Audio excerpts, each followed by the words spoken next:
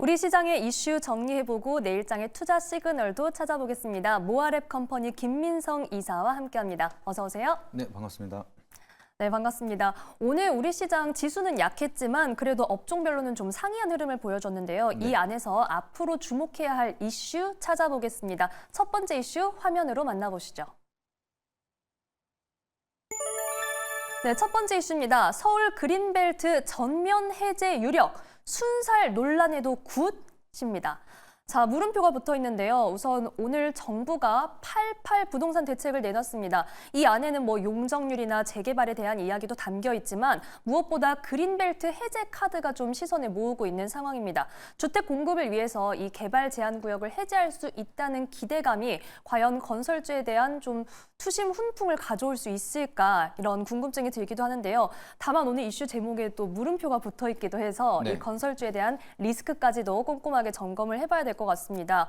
자, 최근 건설 이 부동산 시장에서 저희가 확인해봐야 할 이슈부터 먼저 자세히 짚어주시죠. 네, 지금 최근에 들어서 이제 서울의 주거 쏠림 현상이 좀 지속적으로 나타나기 시작을 하면서 여기에 대한 좀 열풍이 많이 만들어지고 있습니다. 시청자분들도 어느 정도 아시겠지만 이번에 로또 청약 관련돼서 이야기가 나오면서 굉장히 서울 쪽에는 계속해서 쏠림 현상이 이어지고 있는 거를 우리가 보여주고 있는데 이게 사실상 이제 수도권 쪽으로만 좀 이슈가 계속해서 만들어지고 있고 수급 쏠림 현상이 좀 더 강해지고 있는 모습이다라고 보시면 좋을 것 같습니다. 그래서 이 로또 청약이라는 것 자체가 이제 청약을 이제 추가적으로 잠깐 한 개 정도가 나왔는데 이거를 청약이 당첨이 된다라고 하면은 4억 정도로 이미 피를 받고 나서 이제 청약을 받을 수 있는 그 정도에 대한 쏠림 현상이 계속해서 가격이 상승하고 있다라고 볼 수가 있는데 서울은 이런 식으로 가격이 지속적으로 상승세가 이어지고 있습니다. 근데 이게 서울이 아니라 지방이었다라고 하면은 불가능할 수 있는 그런 로또 청약이다 보니까 이거를 보게 됐을 때는 수도권 쪽에 서울이나 경기, 인천 쪽으로는 분양지수 전망 자체가 긍정적으로 좋아질 거다라는 얘기가 계속해서 나타나고 있는데 반대로 우리가 비수도권 쪽은 대부분 하락 전망이 나타나고 있습니다. 그래서 우리가 미분양에 대한 사태는 아직까지는 지속적으로 나타나고 있는 상황이다라고 보시면 좋을 것 같은데 그러다 보니까 서울에 대한 그린벨트가 해제가 된다라고 하면은 아무래도 이제 그만큼 수급 쏠림이 계속해서 이어지고 있다 보니까 판매는 잘 될 수 있을 거라고 생각을 하고 있습니다. 근데 아직까지는 우리가 지방에 대한 미분양권이 제대로 된 해소가 되지 않았기 때문에 단순히 이것만 가지고 우리가 엄청나게 좀 커다란 이슈를 가지고 있을 수 있을까 이렇게 기대를 하기보다는 우리가 리스크에 대한 좀 조심스러운 점들도 좀 체크가 필요하다 이렇게 좀 말씀을 드리고 싶고요. 지금 그것뿐만이 아니라 중동 전쟁이 좀 더 계속해서 확장이 될까 이렇게 우려감이 형성이 되고 있습니다. 그래서 중동 전쟁이 더욱더 심화가 된다. 그리고 러시아랑 우크라이나도 전쟁이 끝나지 않았죠. 그래서 종전에 대한 기대감을 만들고 있지만 여기서 원자재에 대한 가격이 다시 한번 상승이 된다라고 하면은 건설업계 쪽에 다시 한번 우려감이 리스크가 다시 한번 나타날 수가 있기 때문에 서울 그린벨트 전면 해제에 대한 모멘텀은 좀 단기적인 투심을 좀 유발할 수는 있겠지만 우리가 리스크가 아예 사라진 건 아니기 때문에 이 점을 참고하셔서 우리가 좀 조심스러운 관점으로도 바라볼 필요가 있다 이렇게 말씀을 드리도록 하겠습니다. 네, 아무래도 뉴스가 나오면 수도권 관련 소식은 워낙 또 수요가 방대하기 때문에 조금 더 주목할 수밖에 없는데 그에 비해서 비수도권의 미분양 물량에 대한 점도 지적을 해주셨고요. 그리고 지정학적 리스크로 인해서 건설주 수익성에 대한 부분도 우리가 지켜봐야 한다라고 얘기를 해주셨습니다. 사실 그래도 이렇게 이슈를 기다리게 되는 건 이슈를 통해서 좀 주가 흐름이 뒷받침되었으면 하는 마음이 좀 담겨 있는 것 같아요. 네. 최근 건설주들의 추이를 좀 한번 살펴보면 좋을 텐데요. 네, 일단은 대형주랑 이제 중소형주 좀 나눠서 말씀을 드리도록 하겠습니다. 그래서 잠시 차트를 한번 띄워주시면은 일단 중소형주 쪽으로 우리가 먼저 보도록 할게요.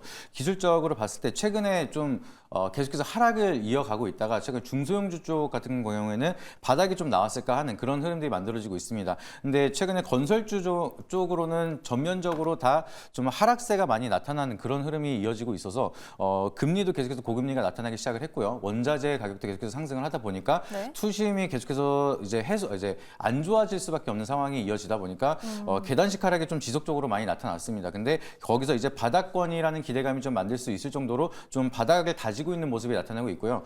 지금 이번에 서울 그린벨트뿐만이 아니라 최근에 좀 이슈 모멘텀이 이어지고 있는 게 우크라이나 재건에 대한 모멘텀도 같이 만들어지기 시작을 하면서 바닥에서 조금 소폭 반등하는 흐름들이 좀 만들어지고 있습니다. 근데 아직까지는 이제 바닥이라는 근거를 조금 더 확인을 하셔야 되고요. 추세에 대한 돌리는 구간이 좀 더 지속적으로 필요한 구간이다 보니까 여기서 더 안 빠지는 거를 좀 체크를 해야 된다. 좀 이렇게 바라보시면 좋을 것 같습니다. 그래서 한신공영 같은 경우에도 이제 계속해서 매물대를 하락을 하다가 이제 한번 돌파를 할까 하는데 다시 한번 조정이 어느 정도 나오고 있는 모습이에요. 그래서 여기서 다시 한번 시장이 밀리면서 크게 밀리는 모습 나타났지만 다시 한번 빠르게 회복을 하고 있는데 여기서 상승 모멘텀을 계속해서 올라가면서 좀 박스권 상단을 새롭게 만들 수 있을지 그 부분을 체크를 해야 된다라고 좀 말씀을 드리고 싶고요.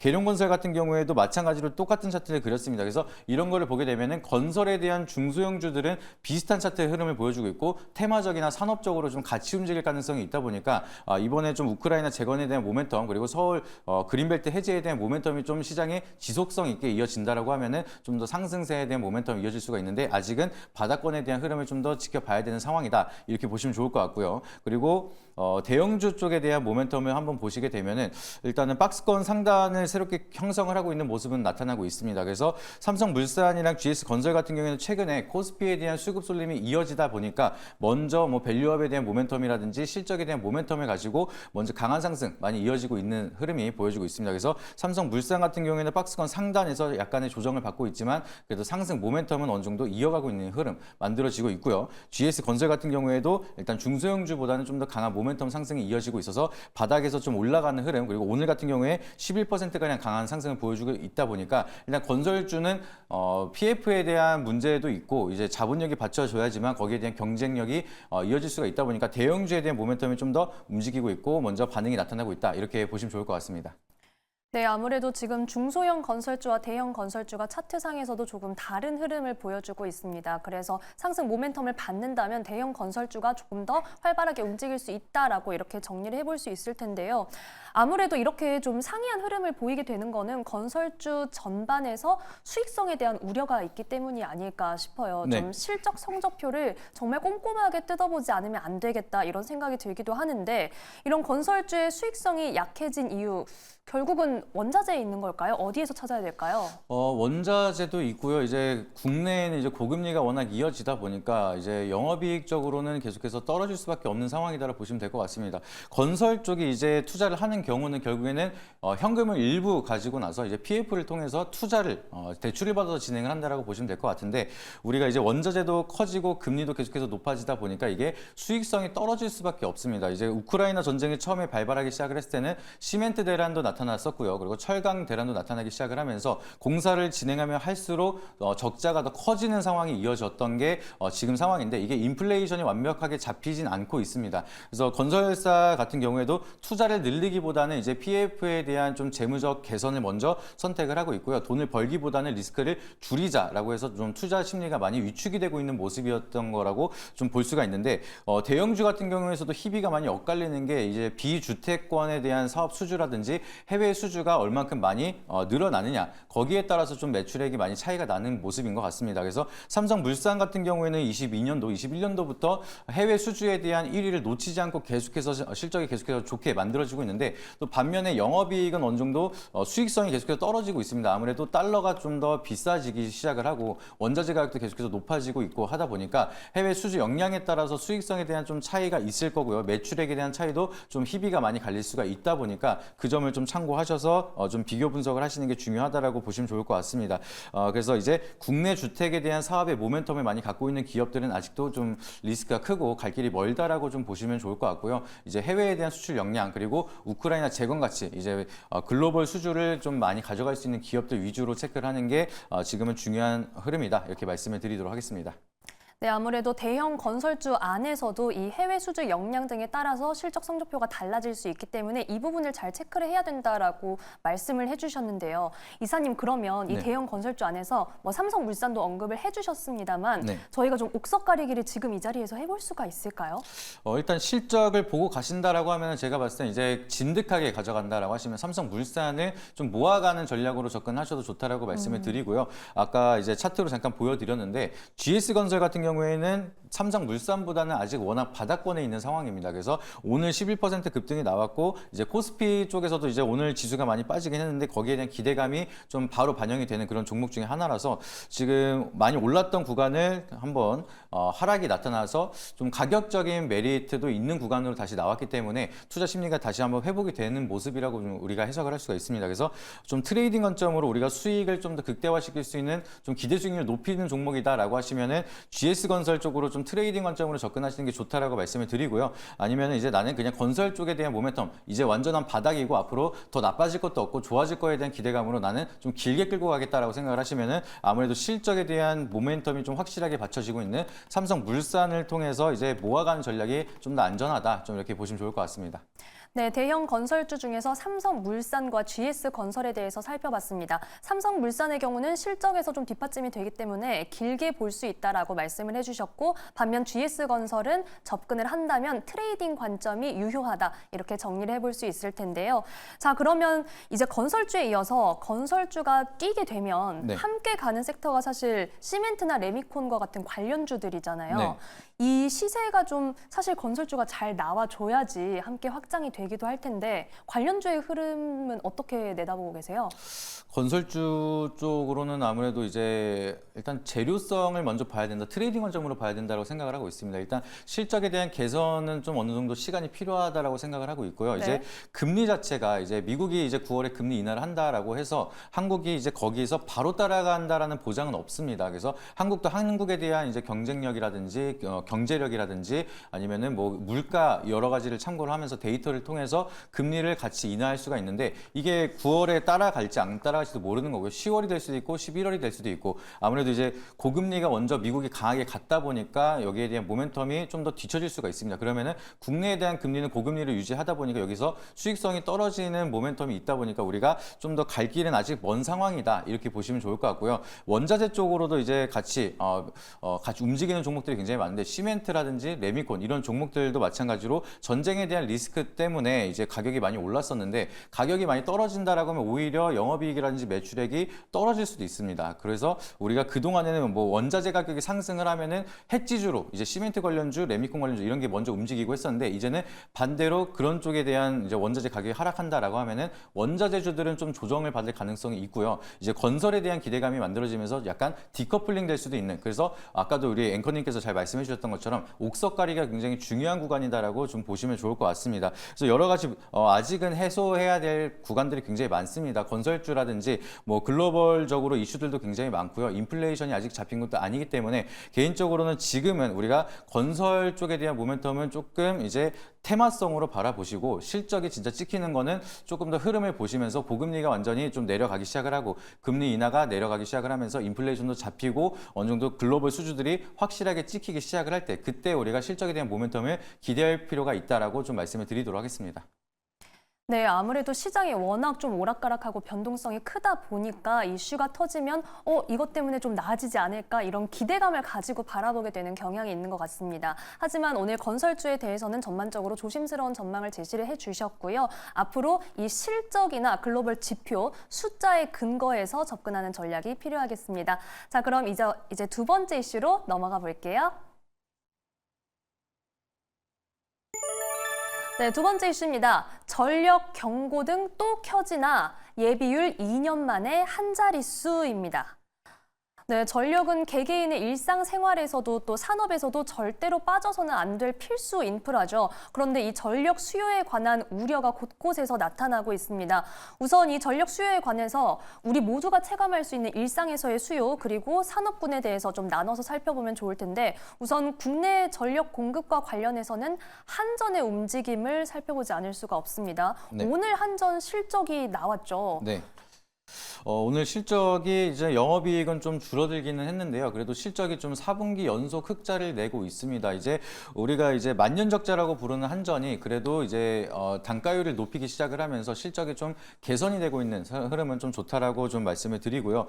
이제 상반기 대비해서 영업이익 같은 경우에는 41조 가량 그리고 매출액 같은 경우에는 43조 가량 이제 연결 실적을 봤을 때 굉장히 좀 준수한 실적을 만들어내고 있습니다. 그래서 재무적 개선이 좀 이어지고 있고 제가 봤을 때는 아무래도 이제 전력에 대한 이제 단가가 인상이 돼서 수익성이 계속해서 확대가 되고 있는 상황인데 여기서 지금 추가적으로 더 늘려야 된다라는 얘기까지 나오고 있습니다. 그래서 한국전력은 이제 판매 단가가 더욱더 올라간다라고 하면은 이제 주택 공급력 전력에 대한 단가 인상으로 대한 수익보다는 이제 공장에서 사용하는 AI에 대한 모멘텀 때문에 수요가 많이 늘어나는 그런 전기에 대한 인상으로 인해서 수익성이 좀 더 많이 개선이 될 수가 있지 않을까 좀 이렇게 바라보고 있어서 전기 쪽으로는 우리가 기대감을 좀 더 많이 가져가고 있습니다. 그리고 특히나 이제 무더위 상당히 너무 덥습니다. 지금 올해 같은 경우에는 정말 무더위가 계속해서 지속이 되고 있기 때문에 저 역시도 정말 많이 덥다라고 체감을 많이 하고 있는데 네. 이 무더위 속에서 에어컨에 대한 사용량이 굉장히 많이 늘어날 수밖에 없죠. 그리고 추가적으로 이제 굉장히 습하기 때문에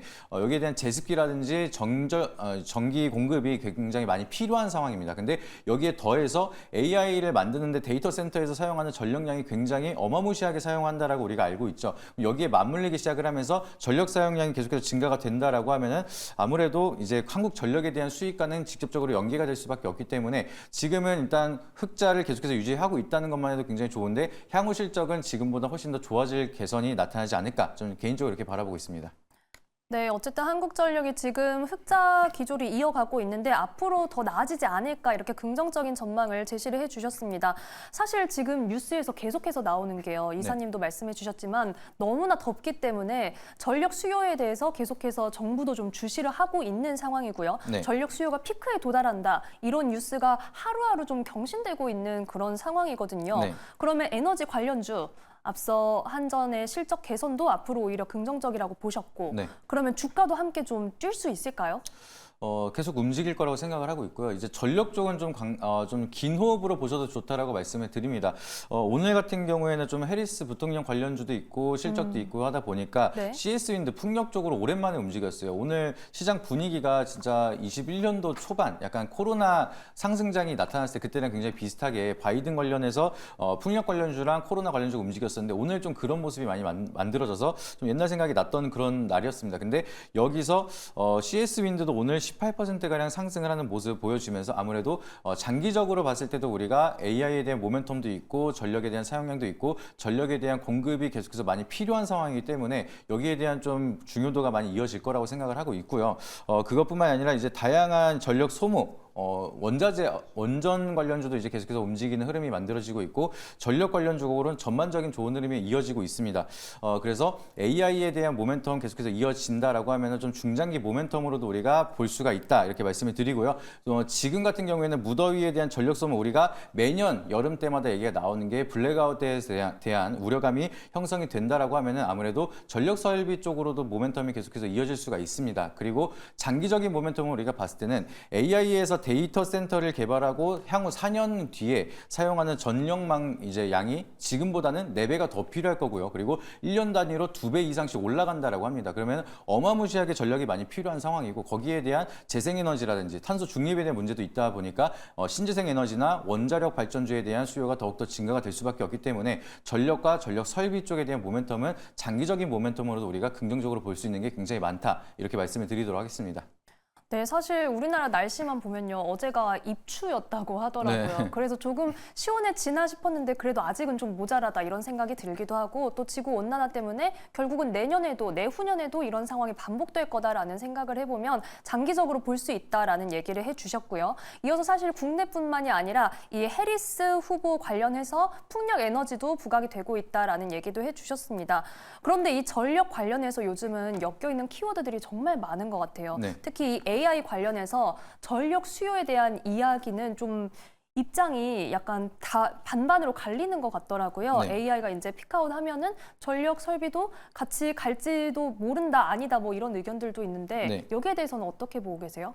전력 설비는 계속해서 늘어날 수밖에 없고요. 데이터 센터는 지금보다 더 많이 필요할 수밖에 없습니다. 제가 이제 좀 쉽게 간단하게 좀 수치로 말씀을 드리면은 올해 이제 최대 전력 수요 예상치가 한 104기가와트라고 얘기를 하고 있습니다. 근데 4년 뒤에 데이터 센터에서만 사용할 예상 전력 전력량이 80기가와트라고 해요. 그리고 2년 후에는 160기가와트고 그 2년 후에는 320기가와트겠죠. 그러면 어마무시하게 한국에서 사용을 해야 된다는 겁니다. 그러면은 여기에 대한 데이터 센터 계속 늘려야 AI에 대한 개발이 이어질 수가 있는 거고 구글이나 마이크로소프트나 아마존은 계속해서 여기에 대해서 투자를 하겠다라고 밝혔기 때문에 한국이 뒤처지지 않기 위해서는 데이터 센터에 대한 지속적인 투자가 이어질 수밖에 없는 상황이고요. 거기에 전력 공급만 계속해서 늘려가야 되는 상황이고 이 전력을 채우기 위해서는 지금 뭐 재생 에너지든 원자재든 화력 발전이든 이제 가리지 않고 이제 수주가 늘어갈 가능성이 있기 때문에 그렇게 따진다라고 하면 전력 설비 쪽은 당연히 수주가 증가할 수밖에 없고 전 세계적으로도 여기에 대한 좀 수출이 증가될 수밖에 없는 상황이다라고 좀 해석을 하고 있기 때문에 지금 뭐 실적에 대한 걱정을 할 필요는 없다라고 좀 말씀을 드리고 싶습니다. 네, 세계적으로도 계속해서 투자를 확대하고 있는 상황입니다. 그리고 이 전력 수요를 모두 감당하기 위해서는 정말 말씀해 주신 것처럼 신재생이든 뭐 화력 발전이든 이 가리지 않고 계속해서 앞으로 좀 이 상승 흐름을 가져갈 수 있다라고 정리를 해 주셨는데 그러면 국내 기업도 이런 글로벌 에너지 시장에 좀 대응을 해야 되잖아요. 네. 이제 오늘 나온 소식이 SK 이노베이션과 ENS 이 합병 예정이다라는 소식이 전해지면서 글로벌 에너지 시장에 대응하기 위함이다. 이렇게 좀 포부를 밝히고 있는데 과연 좀 판도를 바꾸는 어떤 게임 체인저가 될 수 있을까요? 일단 게임 체인저가 될지는 우리가 실적을 봐야 될 것 같습니다. 그래서 지금 단순하게 무조건 대형 기업이 움직인다라고 해서 거기에 대한 기대감이 너무 크게 가져가시기보다는 그래도 이제 주목할 필요가 있다. 이런 여기에 대한 관심도를 좀 두고 생각을 하시는 게 좋을 것 같은데 그래도 일단은 긍정적으로 보고 있습니다. SK 이노베이션이 미래 전기화에 대한 트렌드에 이제 맞춰서 그 주 목적으로 합병을 하겠다 이렇게 얘기를 하고 있기 때문에 여기에 대한 사업 모멘텀은 좀 확실하게 가고 있다라고 생각을 하고 있고요. 그리고 이제 미래 지향적으로 좀 트렌드를 잘 맞춰서 움직이고 있기 때문에 좀 사업 방향성은 좀 더 우리가 긍정적인 상황이다라고 바라볼 수가 있겠습니다. 그리고 이제 AI 전력망에 대한 좀 공급 부족 사태가 계속해서 이어진다라고 하면은 SK 이노베이션이 좀 더 수주를 하거나 실적을 많이 가져갈 수 있는 모멘텀이 더욱더 커질 수가 있기 때문에 좀 긍정적인 합병 모멘텀이 될 수가 있을 거다라고 좀 생각을 하고 있고요. 그리고 이제 SK 이노베이션 같은 경우에는 PBR 같은 경우가 지금 현재가 기준으로 0.41배입니다. 굉장히 상대적으로 자본 대비해서 저평가를 받고 있는 상황이고요. SK ENS 같은 경우에는 영업이익이 1조 이상 나오는 그런 좀 돈을 잘 버는 기업인데 이번에 합병이 된다라고 하면은 이제 더 저평가를 받고 있는 좀 대규모 대형 기업이 탄생이 되는 거기 때문에 우리가 향후 밸류업에 대한 모멘텀도 좀 기대를 해볼 수가 있다라고 보시면 좋을 것 같습니다. 그리고 이제 차트를 간단하게 한번 띄워주시게 되면은 지금 이번에 합병에 대한 모멘텀을 만들어낸 자리도 굉장히 좋다라고 좀 개인적으로 생각을 하고 있습니다. 지금 차트가 뭐 이런 차트들이 굉장히 많긴 한데 과거에 좀 대세 상승장이 왔을 때 크게 32만 원까지 상승을 했다가 거기에 대한 좀 모멘텀이 다 하락을 하고 오르기 전 가격대까지 올라왔습니다. 코로나 이전 때 가격까지 내려왔는데 여기서 다시 한번 좀 증시에 대한 반등이 기대되고 있는 구간에서 다시 한번 이게 공룡에 대한 이제 합병 이벤트가 만들어지고 있다 보니까 그러면 투자 심리에 대해서 굉장히 좀 긍정적으로 움직여질 수가 있고 바닥권에서 좀 다시 한번 기대감이 커진다라고 하면은 주가도 밸류도 한층 더 업그레이드가 될 수 있는 기대감이 만들어지지 않을까 좀 이렇게 바라보고 있습니다. 네, SK 이노베이션 관련해서 기대감이 나올 수 있는 구간이다라고 정리를 해주셨습니다. 앞으로의 추이 계속해서 지켜봐야겠습니다. 그럼 이어서 이 에너지 관련주 좀 하반기에 좋은 시세를 내줄 수 있는 기대해볼 만한 종목은 어떤 종목을 살펴보면 좋을까요? 일단 트레이딩 같은 관점으로 봤을 때는 이제 차트 한번 보여주시면은 CS 윈드 아무래도 움직임이 오늘도 있었다 보니까 트레이딩으로 좀 움직임이 좋을 거라고 생각을 하고 있습니다. 그래서 지금 당장 뭐 추격하듯이 매수하라고 말씀을 드리는 건 아니고요. 실적도 잘 나왔고 트레이딩에 대한 모멘텀 이제 재료도 굉장히 잘 나오고 향후 해리스 관련주에 대한 모멘텀도 남아 있기 때문에 여기서 좀 아무래도 앞전에 있던 물량들이 많이 쌓여 있어서 소화 매물이 나타난다라고 하면은 올라가다가도 윗꼬리가 나오거나 약간 눌림이 나올 수가 있습니다. 그래서 그럴 때 접근을 한다라고 하면 아직까지는 트레이딩 관점으로 위에 매물을 소화하는 과정에서 우리가 빠르게 좀 수익을 챙길 수 있는 구간이 나올 수 있을 거라고 생각을 하고 있고요. 아니면 우리가 중장기 모멘텀으로 생각을 했을 때는 한전기술 같은 종목들도 이제 우리가 정부도 이제 체코에 대한 수주도 계속해서 늘어나고 있고 원자력에 대한 모멘텀이 지속적으로 나타나고 있습니다. 그래서 원전주 같은 경우에는 체코를 시작으로 해서 유럽에 대한 파이프라인이 계속해서 늘어날 거다라는 전망이 나타나고 있기 때문에 좀 기대감이 많이 커지고 있는 상황이고요. 그리고 한전기술 같은 경우에는 좀 시장이 밀릴 때 바닥권을 한번 찍고 나서 여기 구간 이상으로는 잘 안 빠지려고 하는 이제 투자 심리를 봤기 때문에 바닥권에서 다시 한번 추세를 돌리는 구간이라 좀 안정적으로 접근을 할 수가 있다라고 좀 보고 있습니다. 그리고 한전 한전기술이랑 같은 차트를 그리고 있는 한전산업 같은 경우에도 마찬가지로 같은 뷰로 보시면 될 것 같은데 한번 밀리고 나서 추세를 다시 한번 살리고 있는 구간 그리고 원자력 발전주에 대한 모멘텀 테마성 움직임이 있을 때마다 빼놓지 않고 계속해서 반등이 나오고 있는 게 바로 한전산업이랑 한전기술이기 때문에 향후 전망도 굉장히 좋고 지금 다시 한번 추세를 돌리고 있는 구간이라서 지금 접근하셔도 좀 중장기 모멘텀으로 좀 진득하게 바라볼 수가 있는 게 두 종목이라 좀 거기에 대한 차이점을 두고 접근하시면 좋은 결과 있을 거라고 말씀드리도록 하겠습니다. 네, 에너지 관련주 중에서는 이 단기 트레이딩 관점으로 접근할 수 있는 종목 그리고 중장기적으로 긴 호흡으로 볼 수 있는 종목까지 함께 살펴봤습니다. 자, 그러면 내일장 관심 종목도 여기에서 찾아볼 수 있을까요? 저는 원자력 발전주 중에 좀 안전한 종목 두산 에너빌리티를 좀 설명을 드리려고 하고 있습니다. 지금 가격이 굉장히 많이 빠졌습니다. 근데 이 구간에서는 우리가 좀 더 편하게 접근을 할 수 있는 자리라고 말씀을 드리고요. 차트를 간단하게 보여주시면은 지금 두산그룹 합병이 무산될 가능성도 다시 한번 얘기가 나오고 있습니다. 그래서 합병 반대 청구권 매수 가격이 2890원인데 그 가격대 아래로 현저히 떨어져 있기 때문에 6천억 이상 매수 청구 반대권이 나타난다라고 하면은 이게 합병이 무산이 될 가능성이 있습니다. 그러면 두산 바켓이 두산 에너빌리티에서 떠나지 않고 다시 한번 붙어 있고 캐시카우가 계속해서 이어진다라고 우리가 해석을 할 수가 있기 때문에 오히려 두산 에너빌리티 같은 경우에는 호재로 반응이 나타나면서 가격대가 다시 한번 올라갈 수 있고요. 합병이 다시 한번 유지가 된다라고 하더라도 매수 청구권 가격인 2890원대까지는 빠르게 회복할 가능성이 있기 때문에 좀 부담 없이 접근을 하셔도 된다라고 보시면 좋을 것 같습니다. 그래서 아까 말씀드렸던 것처럼 체코 수주에 대한 파이프라인 수출 확대 전망도 굉장히 좋다라고 말씀을 드리고요. 그리고 AI 전력난에서는 이제 값싼 원전에 대한 모멘텀이 더욱더 전 세계적으로 커질 수밖에 없기 때문에 향후 전망도 굉장히 좋다라고 말씀을 드립니다. 그래서 목표가 같은 경우에는 2만 원 안전하게 잡아서 접근하셔도 좋다라고 말씀을 드리고요. 손절가 같은 경우에는 전저점 추세를 이탈하는 15,150원대 잡고 대응을 하시라고 말씀드리도록 하겠습니다. 네, 두산 에너빌리티 가격 전략까지 소개를 해드렸습니다. 내일장부터 흐름 함께 지켜보도록 하겠습니다. 지금까지 모아랩 컴퍼니 김민성 이사와 함께했습니다. 고맙습니다. 네, 감사합니다.